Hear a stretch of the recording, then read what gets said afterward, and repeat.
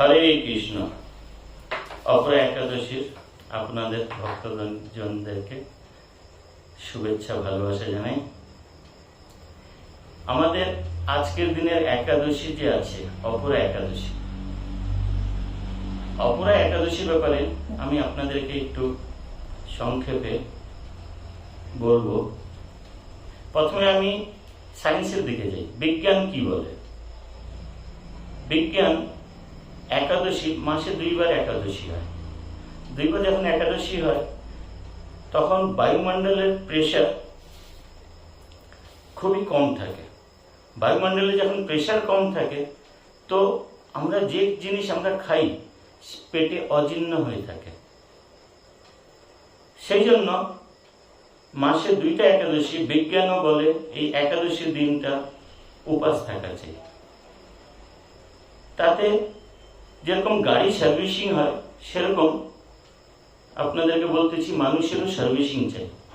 তো মানুষের সার্ভিসিং এর জন্য মাসে 2 দিন একাদশী ব্রত রাখেন। তাতে একেবারে খান না, কিছু খাওয়ার হলে সাবুটুবু এসব খেয়ে চালান। আর এতে উপকার কি হয় জানেন? সায়েন্স কি বলে? উপকার এই হয় যে পেটের সম্বন্ধে কোনো রোগ হবে না। বড়ি আন্ত, ছোটি আন্ত 2টা সুন্দর পরিষ্কার হবে, সুন্দর আপনার সহজ হবে এবং সুন্দর পরিষ্কার হবে, সাথে ছোট মোটো রোগ আসবে না। সব থেকে বড় কথা, এই একাদশী যদি এই 2 দিন, মাসে 2 দিন যদি উপবাস রাখেন তাহলে ক্যান্সার সম্বন্ধী রোগ আপনাকে কোনোদিন ঘিরতে পারবে না। এটা সায়েন্সও বলতেছে।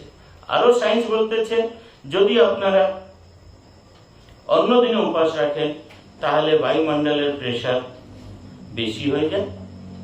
তাতে কি হবে? যে আপনাদের পেট খারাপ করবে এবং ছোট মোটো রোগকে আপনারা আহ্বান করবেন। তো আমি বলি মাসে 2 দিন একাদশী যে আসে তাতে অবশ্যই উপবাস থাকবেন, ফল ফ্রুট খেয়ে নিজের জীবনটা কাটাবেন। আর আমার এই কথাটাকে জানার জন্য আপনারা গুগলেও সার্চ করতে পারেন। তো মাসে 2টা একাদশীর কি মহত্ব, কি হয়, সবকিছু আপনারা জানতে পারবেন। পৌরাণিক কথা একটা আছে, তাতে ধর্মরাজ যুধিষ্ঠির মাধবকে বলে কৃষ্ণপক্ষের জ্যৈষ্ঠ মাসে কৃষ্ণপক্ষের একাদশীকে কি বলে?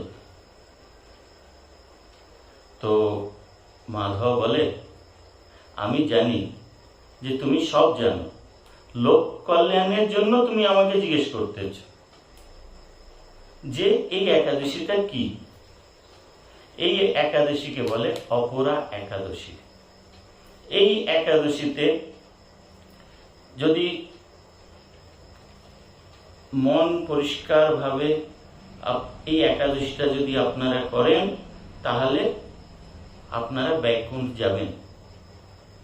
মন পরিষ্কার করে কিন্তু করতে হবে। আর এই একাদশীর দিন কিছু ভালো কাজ করবেন, সে আপনার জন্য খুবই ভালো হবে, লোকেদের মঙ্গলের জন্য। আর দ্বিতীয় কথা, এই জন্ম, পূর্বজন্ম এবং পরিবারের জন্য পুণ্য কামাবেন যদি এই অপরা একাদশী করা হয়।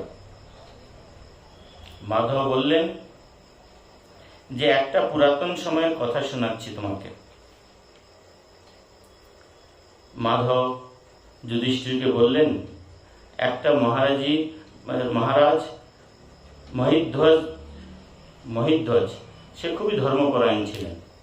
সে তার রাজত্বতে যত জনতারা ছিলেন সবাই খুবই ভালো ছিলেন এবং রাজত্ব খুব ভালোভাবে রাজা রাজপাট করতেছিলেন। কিন্তু তার একটা ছোট ভাই, সে হলো ভজ্রধ্বজ। সে খুবই কূটনীতি লোক ছিলেন, তার ছোট ভাই ছিলেন এবং সে রাজাকে কোনো সময় ভালোভাবে দেখতো না। একদিন অন্ধকার রাত্রে যখন রাজা ঘুমিয়ে থাকেন তখন সে কি করে, গিয়ে রাজাকে মৃত্যু করেন, চাকু দিয়ে ওনাকে প্রতিঘাত করেন, করার পরে সেই রাজা মৃত্যুপ্রাপ্ত করেন। সেই রাজাকে নিয়ে সে বট গাছের নিচে মাটি খুঁড়ে তাকে ঢেকে রেখে দেয়। তখন যখন ঢেকে রেখে দেয়, কেউ কোনো জনতারা কেউ জানতে পারে না যে রাজা কোথায় গেল। খোঁজ হলো, কাউকে পাওয়া গেল না। তো ছোট ভাই সে রাজত্ব করা শুরু করলো। ছোট ভাই নাম হলো বজ্রধ্বজ, সে রাজত্ব করে। তখন যেই বট গাছের নিচে ওনাকে মাটির ভিতরে পুঁতে রেখে দেওয়া হয়েছিল, সেই রাস্তা দিয়ে কোনো লোক আসা যাওয়া করতে পারতো না। আসলেই তখন ভূত তাকে তাড়া করতো। রাজা ভূত ইয়নিতে চলে গেছিল, উনি তাড়া করতেন। যে সেই জন্য কি হতো, কোনো পাবলিক, কোনো লোক, কোনো জনতা ওই রাস্তা দিয়ে আসা যাওয়া করতো না। একদিন ঋষি ভোম সে ওই রাস্তা দিয়ে যাচ্ছিলেন। তো সে জানেন না যে এরকম এরকম ব্যাপার, ওই রাস্তায় এরকম যাচ্ছিলেন। তো তাকেও ভূত তাড়া করেছে। তো সে ভূত তাড়া করাতে সে আর যায়নি, সে থেকে গেছে এখানে। থেকে যাওয়ার পরে সে অন্তর্যামী দিয়ে সে দেখলো যে রাজার মৃত্যু হয়েছে, রাজাকে এই গাছের নিচে গেড়ে দেওয়া হয়েছে। তখন সে সেদিনকে কি ছিল, অপরা একাদশী ছিল। তখন সে ধ্যানে বসলো এবং অপরা একাদশী পালন করলো।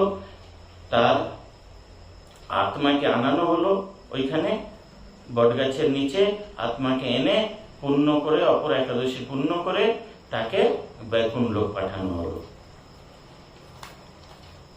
তারপরে কৃষ্ণ ঠাকুর আরো বলেন যে এই অপরা একাদশী করার মহত্বটা কি, এতে পাবলিকের জনতার জন্য কি ভালো হবে, কি করা চাই, কি না করা চাই, সেটার ব্যাপারে আমি একটু আপনাদেরকে বলতেছি।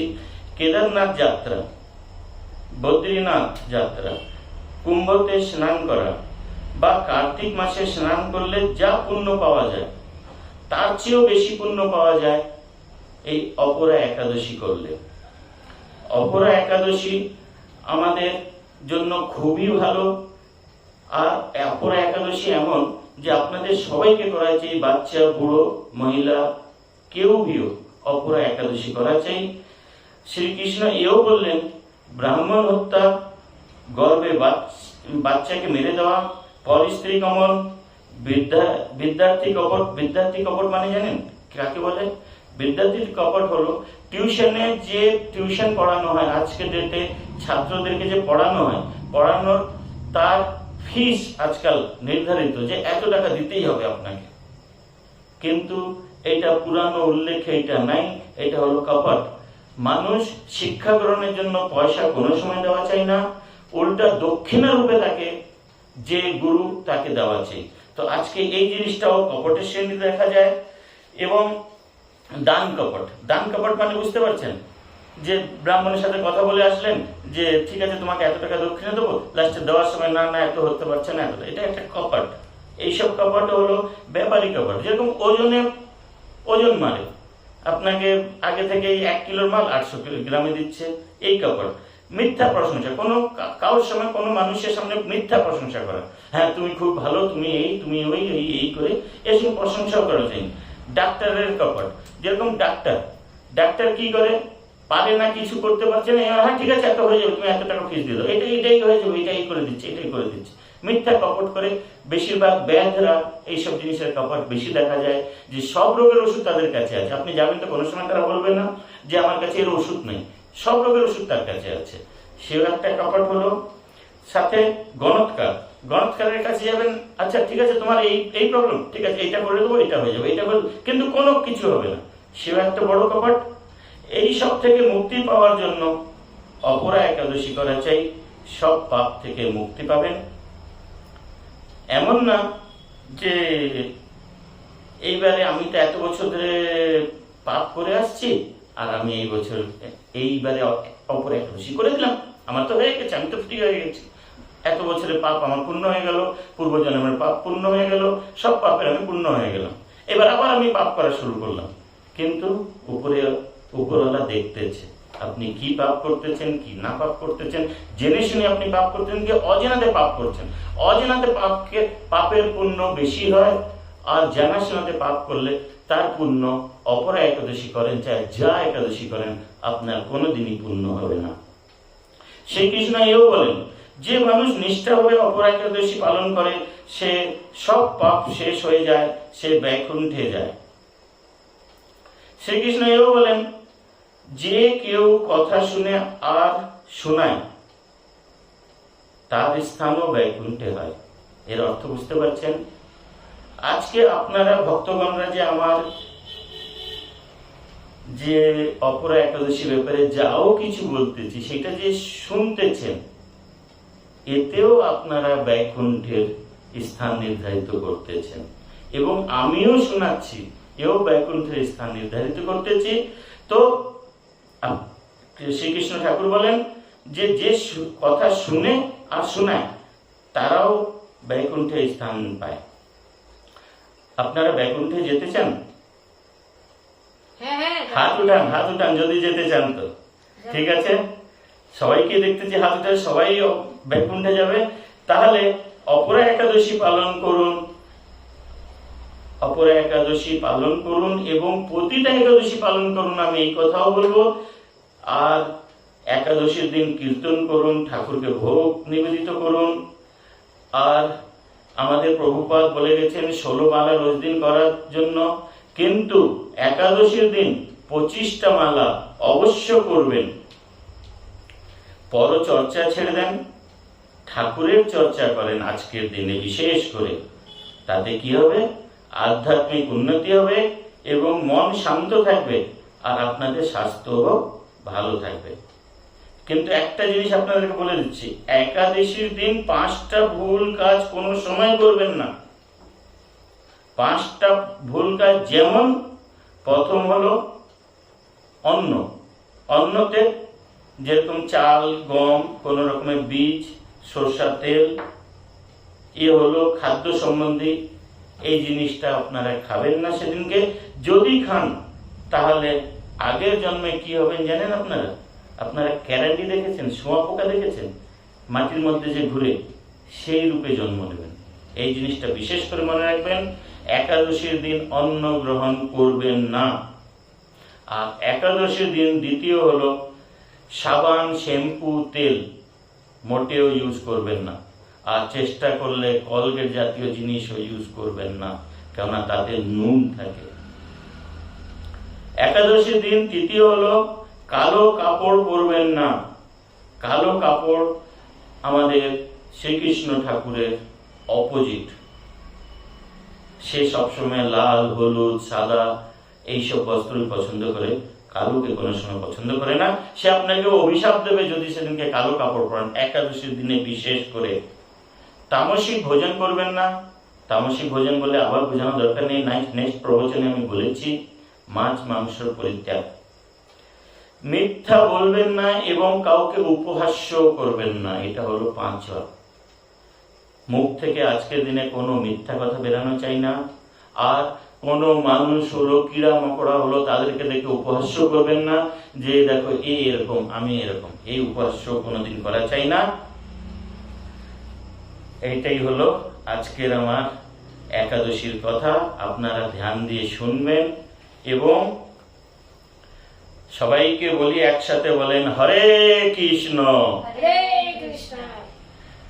অপরা একাদশীর জয়, ভক্তগণের জয়।